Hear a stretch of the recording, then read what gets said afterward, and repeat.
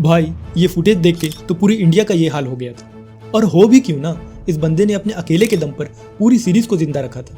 इस पूरी सीरीज में बुमराह ने 32 विकेट लिए और आप ये जानकर हैरान हो जाएंगे कि पिछले एक महीने में बुमराह ने 141 ओवर डाल दिए और बॉर्डर गावस्कर के चौथे मैच में 53 ओवर।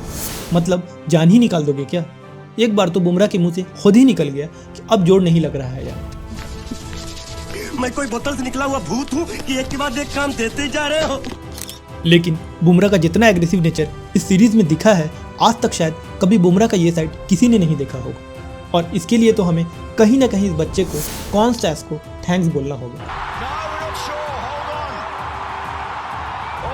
अगर कॉन्स्टैस नहीं होता तो हमें बुमराह का ये साइड कभी देखने को नहीं मिलता।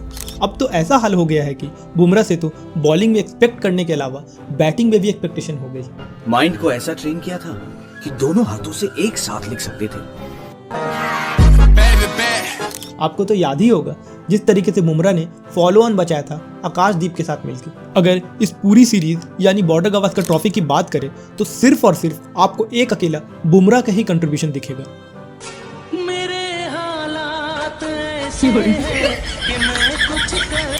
लेकिन अगर बात मजाक से हट के करें तो ये कहीं ना कहीं इंडिया के फ्यूचर के लिए सही नहीं है। प्रसिद्ध कृष्णा ने प्रेस कॉन्फ्रेंस में रिवील किया कि बुमराह को बैक स्पैज्म, और ये बैक स्पैज्म तब होता है जब बैक मसल्स सडनली कॉन्ट्रैक्ट करते हैं। और इसी सेम बैक स्पैज्म के कारण बुमराह को कई महीनों तक क्रिकेट से दूर होना पड़ गया था। ये साफ देखा जा रहा है कि इस ओवरलोडेड जिम्मेदारी के साथ बुमराह को ये बैक स्पैज्म होना लाजिम था और इसका जिम्मेदार कहीं ना कहीं कैप्टन और मैनेजमेंट है।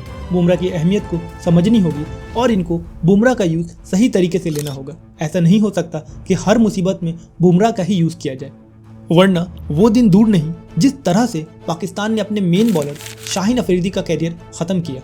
बाबर आजम की ख़राब कप्तानी के कारण शाहीन से ओवर पर ओवर करवाए गए, फिर अचानक उनको ऐसी इंजरी हुई कि वो पेस वापस आया ही नहीं और ना ही रहा वो पुराना शाहीन। और ये सिर्फ शाहीन के साथ ही नहीं हुआ, शोएब अख्तर और डेल स्टेन के साथ भी सेम ऐसा ही हुआ और एक सीरियस इंजरी के बाद वापस वो पुराना शोएब और स्टेन दिखा ही नहीं। ऐसा ना हो कि हमें भी बहुत देर हो जाए ये समझने में। बुमराह को हॉस्पिटल से जल्दी वापस आता देख इस मूवी की सीन याद आ गई। अमन, ये क्या कर रहे हो? प्लीज। लेकिन सबसे इम्पोर्टेंट बात तो ये है कि अगर बुमराह को कुछ होता है तब तो हमें चैंपियन ट्रॉफी का सपना भी भूल जाना चाहिए। अब तो सिराज की तरह पूरी इंडिया को लगने लगा है that we all believe in Jassi भाई। I am only believe on Jassi Bhai because game-changing player he is. Only one guy, he is Jasprit Bumrah. I thought this over maybe his match. लेकिन अगर आप बुमराह से प्यार करते हैं तो उनकी सेहत के लिए प्रे करें और ये भी प्रे करें कि जल्द ही जस्सी भाई के साथ देने वाला कोई ऐसा बॉलर आ जाए ताकि बुमराह का वर्कलोड कम हो। इसके साथ इस वीडियो का करते हैं एंड। जाते जाते बुमराह के कुछ वायरल मीम देखते जाएं और हाँ, चैनल पे अगर नए हैं तो इस चैनल को सब्सक्राइब करना ना भूलें और इस वीडियो को ज़्यादा से ज़्यादा शेयर करें।